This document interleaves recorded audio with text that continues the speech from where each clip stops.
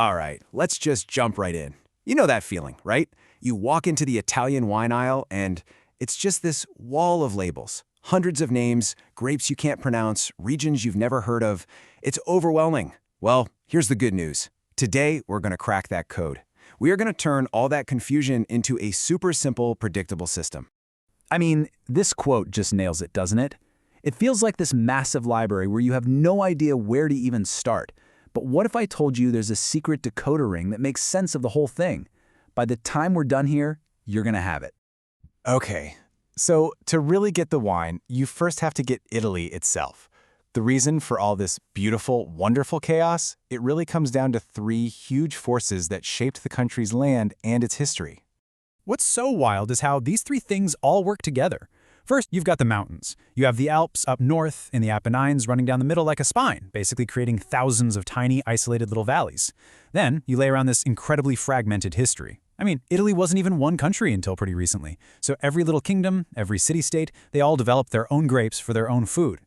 And finally, the ground itself is this geologic mashup, a collision zone that created this wild variety of soils.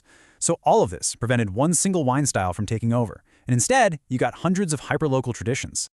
So here it is, the big one, the golden rule. Forget about trying to memorize hundreds of grape names right now. The single most important thing to get your head around is that in Italy, the place a grape is grown, its altitude, its soil, the climate of that specific little spot can completely change what it tastes like. Place is king, remember that. Okay, so now we know why Italy is so incredibly diverse. So let's get to the what. Let's see how this all builds a system that you can actually use. We can break the entire country down into just three logical macro zones, and this is where it all starts to click.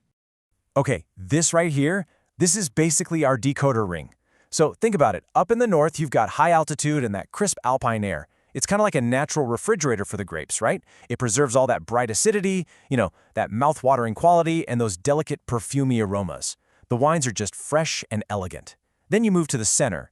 You've got those classic rolling hills giving you reds that are more structured, more savory. And then way down in the south and on the islands, well, you've got that intense Mediterranean sun. All that heat builds bigger, bolder wines. We're talking darker fruit, higher alcohol. See the pattern? It's actually really, really logical. And this gets to the basic physics of wine. As you go higher up or into a cooler climate, you hang on to that acidity and all those delicate floral and herbal smells. The wines feel more focused, more energetic. Now, as you go lower and warmer, the sun just ripens the heck out of the fruit. That gives you darker flavors, more body, and yep, higher alcohol. If you can master this one simple equation, you can pretty much predict the style of a wine just by knowing where it came from on the map. So, theory is great and all, but let's actually put this system to the test, shall we? We're going to look at a couple of real-world examples that show just how powerful and predictive this whole framework really is. Okay, here it is in perfect contrast. You go way up north to Piedmont, right in the foothills of the Alps. You get this long, slow, gradual ripening season. And that creates these incredible wines like Barolo with super high acidity and these complex smells of roses and tar. Then, let's go all the way down to the heel of Italy's boot, to Puglia. Here, the intense sun just drives everything, producing these big, powerful, fruit-forward wines like Primitivo. We're talking higher alcohol, jammy, dark fruit. It's the same country, but two completely different worlds, and it's all dictated by the climate. Now, for the ultimate proof of our place over grape rule. Get this. We have the exact same grape, Nebbiolo, grown in two different spots. Up in the super high alpine terraces of Valtellina, it makes a wine that's lighter, really firm, and beautifully perfumed. But just a little south of there, in the Langhe Hills, it becomes the powerful structured beast we know as Barolo, famous for those grippy tannins. You know that drying feeling on your gums, kind of like strong black tea. This proves it, right? The specific site, the place, can have an even bigger impact on the final wine than the grape's DNA. So what's the big payoff here? Let's translate all this knowledge into some practical tools you can use, like the very next time you're buying a bottle. This is how you really put the system into action. Think of this as your cheat sheet. Instead of getting lost in all those names, just use the styles you already love to explore Italy. So if you're a fan of the elegance of Pinot Noir, you should absolutely try an Etna Rosso from the high-altitude volcanic slopes of Sicily. If you love the power and structure of a good Cabernet Sauvignon, then you need to try Aglianico from the south. It has that same tannic backbone. For you fans of crisp, dry Riesling, check out Cari Conte from Etna. It's got that same incredible acidic tension.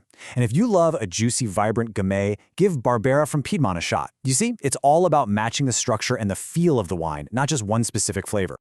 And this is the real confidence move. This is the big takeaway. The next time you're in a restaurant or a wine shop, instead of just naming a grape you like, try this. Say something like, you know, I'm really in the mood for something from a higher elevation, because I'm looking for that tight acidity and a more savory finish. Wow, that just completely changes the conversation. It shows you understand the why behind the wine, not just the what. It tells the expert that you get the system. And trust me, you are going to get a way better recommendation. So let's kind of wrap this all up. Hopefully you can see now that Italian wine isn't just some confusing random list of names. It's really a liquid map. It's a map of the country's geography, its fragmented past, and its wild geology. Every single bottle is a direct reflection of a very, very specific place on that map. So it's not about memorization anymore, it's about exploration. Is that wine you're drinking from a cool alpine valley, a sun-drenched southern coast, or maybe a volcanic slope? With this new framework, every glass becomes this delicious journey. So the only question left is, what story are you going to choose to uncork next?